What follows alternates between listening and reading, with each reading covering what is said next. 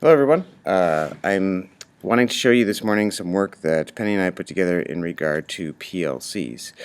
One is a page that tries to graphically illustrate what the principal role is, and then what the roles of the various other groups that help facilitate the PLCs are.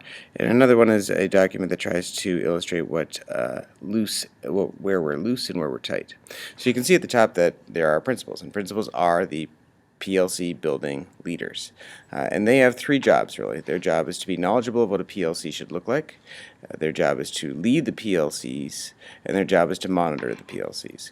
And more specifically, what we mean by that is we have some ideas for some training in and around what a PLC looks like. Part of that training is this video today, and then for those of you who desire more, we can talk about what specifically you need in terms of identifying what a good PLC looks like. And then from there, the idea is that you would be working with PLC teams or PLC team leaders in your building, ideally one per grade level, and then you might have some other PLCs that meet with whom you would meet on a regular basis to talk about what they would be doing in their individual PLCs. And then when it actually came time for the PLCs, your job would be to be an active presence walking around and monitoring what's going on in these weekly PLC meetings.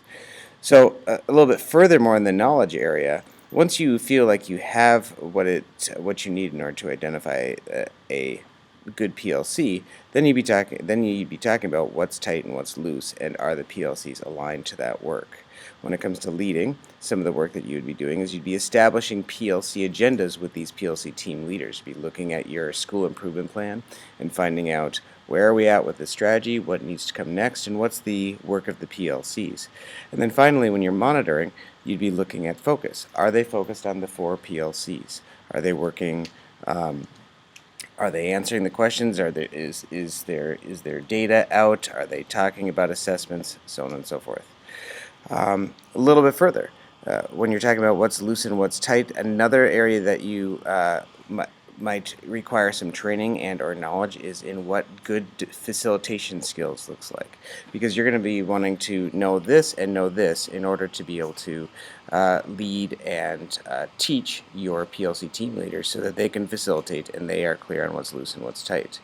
In terms of leading, you're going to be making sure that your PLC agendas are aligned to SIPs, and that also on a regular basis you're monitoring school improvement plans and then adjusting these agendas accordingly.